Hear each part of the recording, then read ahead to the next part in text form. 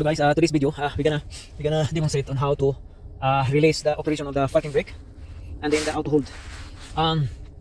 It applies to all Hyundai, like Hyundai that have the same features as well, like electric parking brake.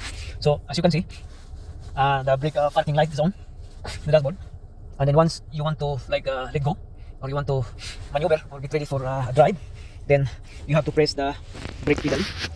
Like you have to press the brake pedal. Just to let you know, guys, on the left hand side of our feet is the clutch pedal. This is the brake pedal on the middle, and this is the accelerator pedal. So right now we're gonna press the brake pedal, and then once the brake pedal is being pressed, then we're gonna pull down the parking switch like so. Parking brake is off now, and if you're gonna put it down, if you're gonna apply the parking brake, you just lift up, like switch up, and that's how the parking brake appears on the dashboard. And when this appears, that means the parking brake is holding. So, and then before you let go, guys, before driving off, of course you're gonna put the seatbelt on, and so seatbelt's off. And now we're gonna pull off the parking brake like so, pull it out, and then we put it on the auto position. Press the auto position, and it's green. When it's green, that means the rear brake is holding.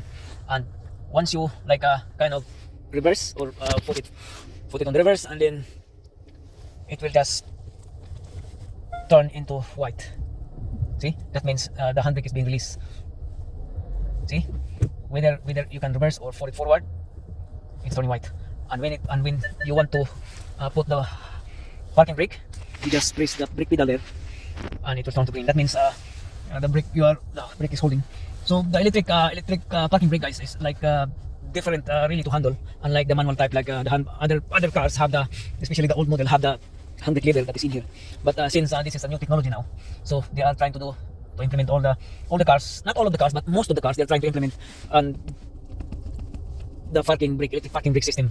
All I can say about the electric parking brake system, guys, is really accurate. Like if you put the parking brake, it will not move, not even an inch. Like it is holding very firmly the handbrake, very effective. Unlike the manual, that is the handbrake that has the handbrake lever of it. When you pull it up, it is like a little movement because it has cable driven at the back of the car. But this one now, the electric parking brake is the movement is only there is a motor system on each caliper that is responsible for compressing the brake pads or the brake piston.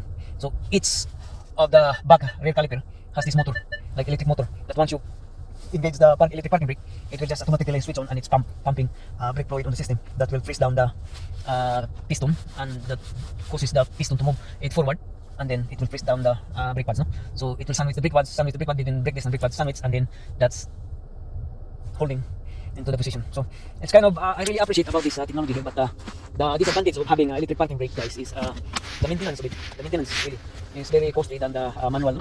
Because this electric parking brake is involve electric motor, and it's very costly. When the electric motor is down or not working or faulty, whatever sensor is faulty, then you have headache. But just to let you know that if you're only have the good maintenance, like wag niyo hintayin na maubos yung brake pads niyo. Like if the brake pads is nearly like metal to metal contact, then that's how the electric parking brake will become faulty, because once it overheats and the brake caliper or the brake piston overheats, and it will transfer to the motor as well, that will damage the system on the motor, and then that is very costly to fix or being replaced, no? So that's also again had to be, this is the electric parking brake also that has to be looking after. So don't wait until the brake pads gone, like metal to metal contact. No, don't wait. You have to have standard, like the standard of the brake pads wear and tear is about 2 mil. Once the brake pads reaches 2 millimeter, then you have to contact your garage, whatever you have their garage called, to arrange for the brake pad replacement or brake disc replacement. Or if you don't have a contact or garage or whatever, then you have to message me or call me, whatever, and I can help you. So those are the basic functions, guys. And this is also the parking brake here. This is also automatic. If you put it like that, it will automatically park on its own, like parking system automatic. Once you turn off the key, the handbrake or the electric parking brake motor will engage automatically without pressing the push button here for the brakes. So that's it, guys. And then that's all for the electric brake. And then on how to run this electric brake while if you want to drive, it's just like once it is on auto position now, auto hold position, you just kind of move it press the accelerator pedal, and once once the sensor gets into the like what it is, it's very hard to explain. Pagka na once the sensor or the motor kind of feel the resistance that you're about to go, that will automatically disengage, like so. That is disengage. And then once you are turning into stop, like uphill, you just press the brake pedal and it will turn to green. Green, that means the electric parking brake is holding. So that's how to operate electric parking brake, guys. So just engage and disengage without even touching the electric parking brake button.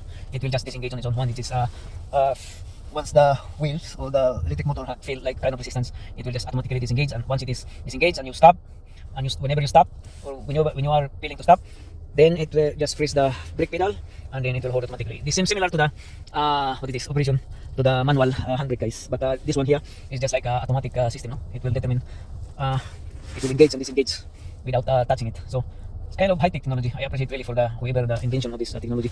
So that's all for now, guys. Thank you very much.